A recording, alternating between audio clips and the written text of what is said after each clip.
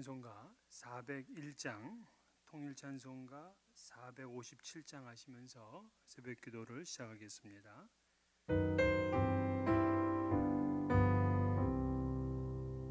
주의 곁에 있을 때 마음이 든든하오니 주여 내가 살 동안 인도하여 주소서.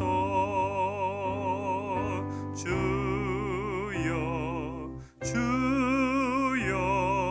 나를 인도하소서. 빠른 세상 살 동안 주여 인도하소서. 피난처인 예수여 세상 물결 험할 때 크신 은혜 베푸사 나를 숨겨주소서. 주여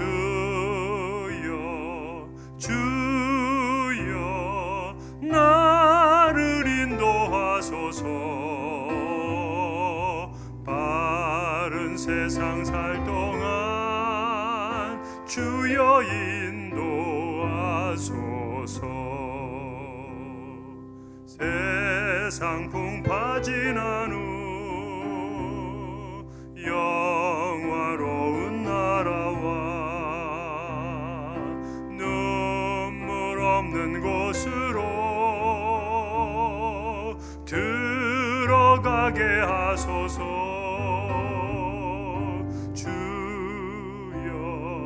주여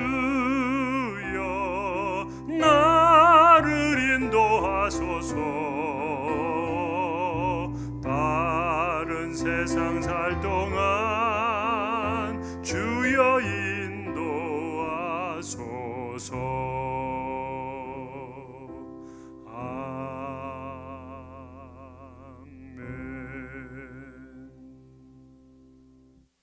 같이 기도하시겠습니다. 사랑과 은혜가 충만하신 거룩하신 아버지 하나님, 이제 우리는 고난 주간을 맞이하게 되었습니다. 주께서 천지 만물의 주인이신데 모든 것을 버리시고 비우시고 이 낮고 천한 이 땅에 내려오셔서 우리의 모든 죄를 대속하시기 위해서 십자가의 길을 가신 그 주님을 깊이 있게 묵상하게 하여 주옵소서.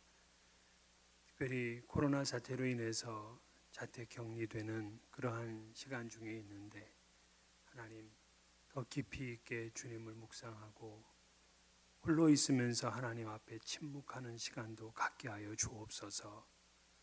우리의 지난 시간들을 되돌아보며 주 앞에 버려야 될 것 온전히 버릴 수 있게 하시고 주님 앞에 부끄러웠던 것들 이 시간 다 회개하고 하나님 앞에 새로운 피조물로 거듭나는 거룩한 시간 되게 주옵소서. 이제 미국은 20만 명이 넘는 그런 엄청난 확진자 수가 되었습니다. 우리 한인들도 예외가 아닐 터인데 하나님께서 모든 것이 합력하여 선을 이루게 하시는 그 놀라운 하나님의 능력으로 이 시대를 다스려 주옵시고 우리 한인들에게도 주님께서 피난처가 되어 주옵소서. 하나님 아버지, 주 앞에 잘못했던 교회의 죄악들도 회개하게 하시고 하나님 앞에서 불순종하는 삶을 살았던 것 용서하여 주옵소서. 또한 맡은 바 구할 것은 충성이라고 하였는데 충성보다는 늘 남이 보이면 남에게 보이기 위해서 하는 일들이 많았음을 고백합니다. 용서해 주옵시고 주님 앞에 예배할 때도 영과 진리로 예배할 수 있는 우리가 되게 해 주시옵소서. 십자가의 길을 가신 그 주님의 길을 따라갈 수 있게 하여 주시고 더욱더 깊이 있게 묵상하는 시간 되게 하여 주옵소서. 주의 복음을 증거하기 위해서 세계 끝까지 나가고 있는 우리 선교사님들 한 분 한 분 주님 기억해 주옵시고 지치지 아니하도록 주께서 날마다 새로운 힘으로 덧입혀 주시옵소서. 저들의 사역을 통하여서 믿지 않는 영혼들이 주께로 돌아올 수 있도록 인도해 주옵시고, 각처에서 교회들이 세워지고 하나님의 영광을 드러내게 하여 주옵소서. 북한 땅에도 고통받고 있는 우리 형제 자매들을 기억해 주옵시며, 저들이 토굴 속에서 또한 아무한테도 말할 수 없고 소리할 수 없는 그러한 찬송과 기도를 드리고 있을 때에 하나님 응답해 주옵시고, 속히 평화적인 통일의 역사가 임하게 하여 주옵소서. 주님, 미국 땅에 또 의료진들 주님 기억해 주옵시고, 의료 시스템이 붕괴되는 일이 없도록 각 도시마다 철저하게 잘 준비하고 확산되어 가는 것을 속히 중단시킬 수 있도록 주님 인도해 주시옵소서. 우리는 4월 30일까지 또 스테이 앳 홈 명령을 연장받았습니다. 주님, 그 기간 동안 우리 가족들 더 잘 돌볼 수 있게 하여 주옵시고, 오히려 유익한 시간이 될 수 있도록 은혜 베풀어 주옵소서. 사업을 하는 우리 성도님들 힘든 일 없도록 경제적으로도 주님께서 채워 주옵시고, 어르신부터 어린아이 이르기까지 강건하여 한 분도 실족하지 않고 어떤 바이러스에서도 강하게 이길 수 있는 능력을 허락하여 주옵소서. 흩어져 있는 우리의 가족들 함께 해주시고, 몸이 아프신 성도님들 모두에게 주의 만복이 임하게 하여 주옵소서. 예수님 이름으로 기도하옵나이다. 아멘. 하나님 말씀은 역대하 13장 1절에서 22절까지 말씀입니다. 역대하 13장 1절에서 22절, 읽는 것은 12절까지만 읽도록 하겠습니다. 함께 봉독하겠습니다. 여로보암 왕 18째 해에 아비야가 유다의 왕이 되고 예루살렘에서 3년 동안 다스리니라. 그의 어머니의 이름은 미가예요. 기브아 사람 우리엘의 딸이더라. 아비야가 여로보암과 더불어 싸울새 아비야는 싸움에 용감한 군사 40만 명을 택하여 싸움을 준비하였고, 여로보암은 큰 용사 80만 명을 택하여 그와 대진한지라.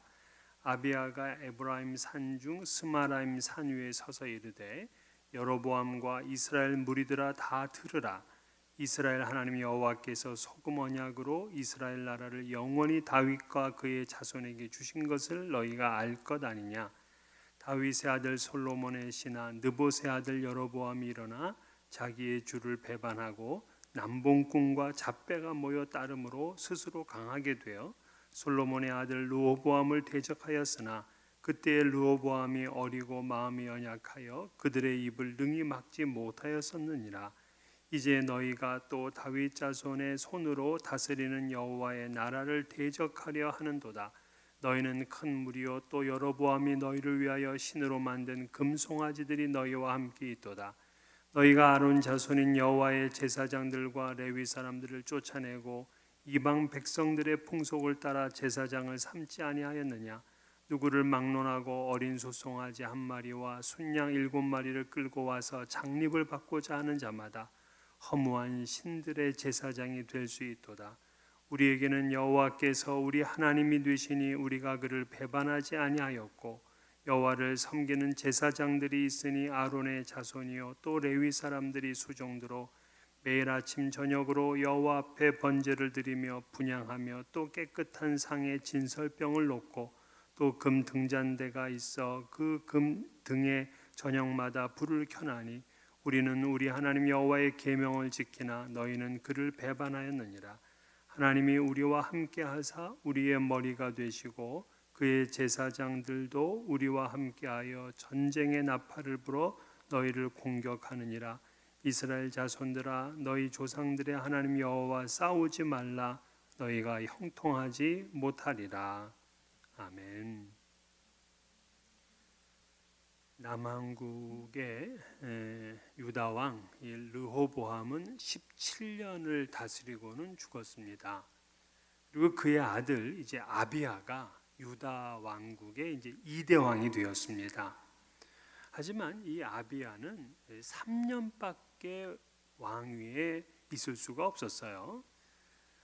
열왕기서를 보게 되면 이 아비야에 대한 평가가 나오는데 그는 아버지 르호보암을 닮았다고 합니다.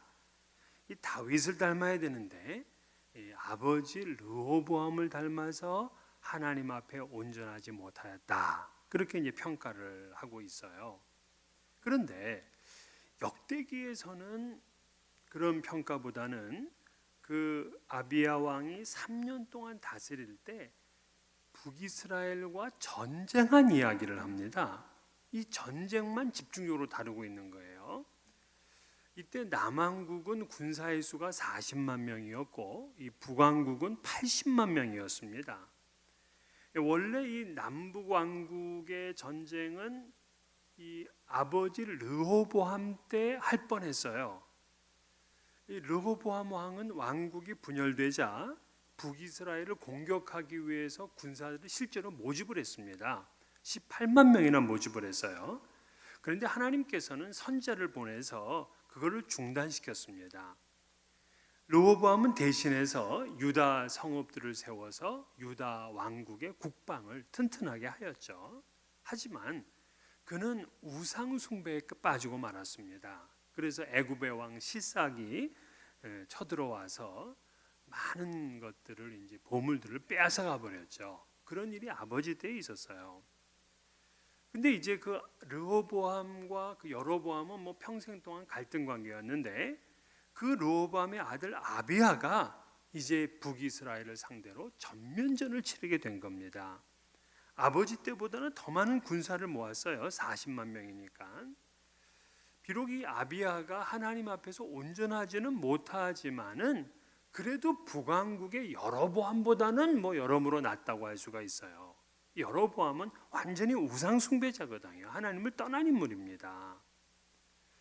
그런데 이제 서로 이제 대진을 하게 되었는데 이 4절부터 12절까지를 보게 되면 이 군사 대치 상황에서 아비야가 여로보암과 이스라엘 군대를 향해서 연설을 합니다. 그 연설 내용을 보면은 왜 이렇게 전쟁을 해야 되는지 하는 이유를 말해요. 5절을 보게 되면 이스라엘 하나님 여호와께서 소금 언약으로 이스라엘 나라를 영원히 다윗과 그의 자손에게 주신 것을 너희가 알 것 아니냐? 소금 언약 때문이라는 거예요. 소금 언약? 이 소금 언약이라는 것은 무슨 뜻이냐면 소금과 같이 변하지 않는 진실한 언약. 그래서 이 소금 언약은 절대 깨지지 않는 언약이다 하는 거예요. 그럼 뭐가 소금 언약이었냐면 하나님께서 다윗에게 주셨던 그 다윗 언약. 그 다윗 언약을 지금 소금 언약이라고 하는 것이고 결국에는 그 다윗 언약 때문에 지금 이 전쟁을 하게 된 거다 이 얘기입니다. 그럼 다윗 언약은 뭐냐면 다윗 왕가만 이스라엘 통치권을 인정받은 정통성이 있는 왕가다 하는 그런 뜻이에요. 그러니까 지금 전쟁을 하는 이유가 뭐냐면 남왕국은 정통성이 있는 왕국이고 북왕국 이스라엘은 이건 사입이라 그런 뜻입니다. 그러면서 여로보암이 이 솔로몬을 대적하기 위해서 남봉꾼과 잡배, 깡패들이죠. 그런 인물들을 모아서 나라를 세웠다고 비난을 합니다. 그러더니만 이 아비야 왕은 더 나아가서 지금 너희와 우리와의 전쟁은 여호와와 우상의 대결이다 하고 말을 합니다. 8절을 보면은 이제 너희가 또 다윗 자손의 손으로 다스리는 여호와의 나라를 대적하려 하는도다. 너희는 큰 무리요 또 여로보암이 너희를 위하여 신으로 만든 금송아지들이 너희와 함께 있도다. 그 여로보암은 금송아지를 가지고 나왔어요. 하나님을 대적하는 겁니다. 이거를 지금 아비야가 책망을 하고 꾸중을 하는 거죠. 그리고는 이 여로보암이 정통성이 있는 제사장과 레위인을 쫓아내고 이방 풍속을 따랐다 하는 걸 또 지적을 합니다. 9절을 보게 되면 너희가 아론 자손인 여호와의 제사장들과 레위 사람들을 쫓아내고 이방 백성들의 풍속을 따라 제사장을 삼지 아니하였느냐? 누구를 막론하고 어린 수송아지 한 마리와 순양 7마리를 끌고 와서 장립을 받고자 하는 자마다 허무한 신들의 제사장이 될 수 있도다. 그러니까 원래는 이 아론 계열의 자손만 제사장이 되잖아요.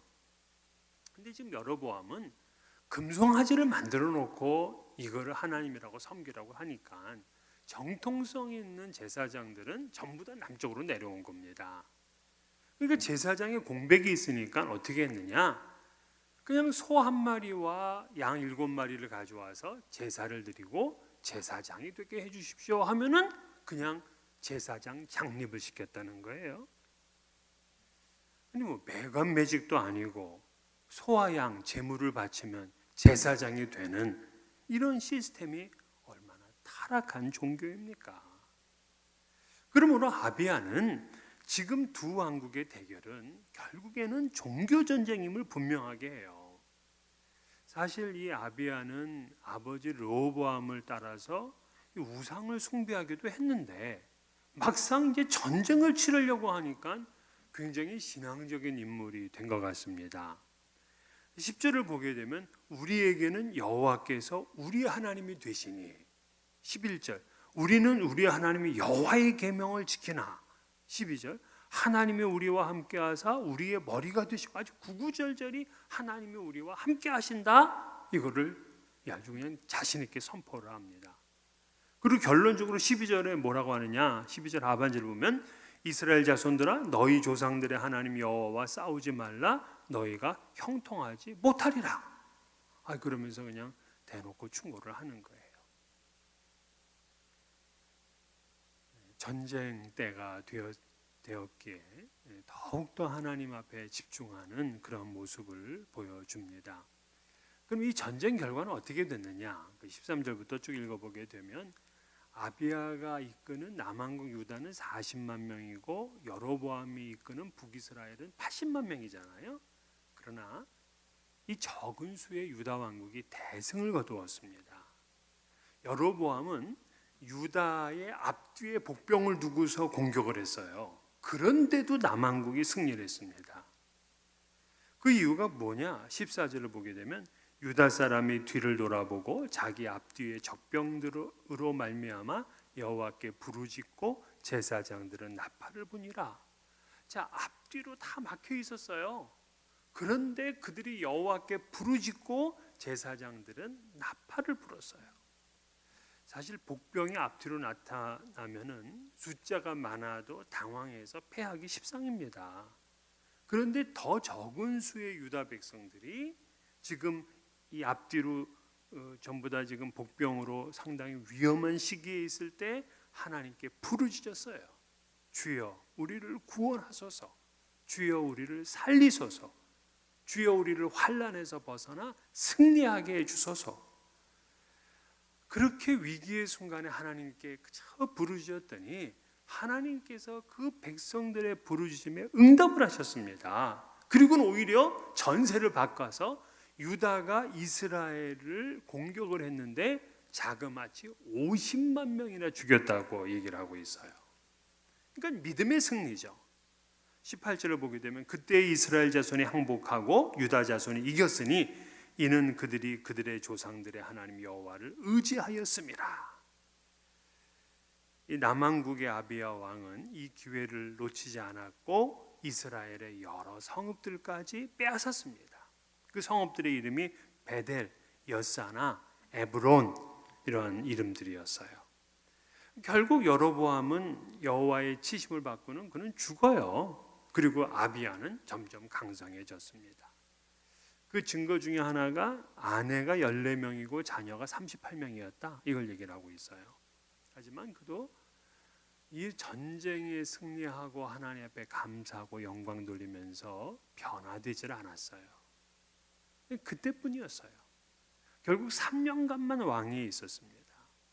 그러나 오늘 본문만큼은 그 순간에라도 하나님을 경외하는 백성이 승리한다 하는 것을 알려줘요. 아비야 왕은 비록 불신앙적인 사람이었습니다. 그런데 전쟁이 되니까 놀랍게도 하나님을 전적으로 의지하였고 하나님께 맡겼습니다. 하나님은 그에게 큰 승리를 안겨주었어요. 비록 적은 군사였지만 큰 대군을 물리쳤습니다. 다윗도 그렇죠. 다윗도 자기보다 몇 배나 몸집이 큰 골리앗을 상대로 해서 이길 수 있었던 힘이 무엇이냐? 그는 그 순간에 만군의 여호와 그 하나님을 의지했기 때문에 그렇습니다. 언제라도 어느 곳이라도 온전히 하나님을 의지하게 되면 하나님이 그를 구원해 주시고 그에게 복을 주심을 믿으시기를 바랍니다. 오늘 본문은 신앙의 승리를 보여주면서 유다 왕국만이 정통성 있는 왕국임을 강조합니다. 그래서 포로 귀환되어 돌아온 백성들이 그 소금 언약, 다윗 언약을 붙들고 신앙을 철저하게 갖도록 그렇게 요청을 하고 있습니다. 오늘 여러분들도 환난 가운데 우리 모두 있지만 하나님을 의지하고 부르짖음으로 큰 승리를 거두시기를 주의 이름으로 축원합니다. 우리 주님 가르친 기도로 새벽 기도를 마치겠습니다. 하늘에 계신 우리 아버지여, 이름이 거룩히 여김을 받으시오며 나라가 임하시오며 뜻이 하늘에서 이루어진 것 같이 땅에서도 이루어지이다. 오늘 우리에게 일용할 양식을 주시옵고 우리가 우리에게 죄 지은 죄를 사하여 준 것 같이 우리 죄를 사하여 주시옵고 우리를 시험에 들게 하지 마시옵고 다만 악에서 구하시옵소서. 나라와 권세와 영광이 아버지께 영원히 있사옵나이다. 아멘. 가정에서 기도하시고 오늘 하루 건강하시고 형통한 날 되시기를 바랍니다.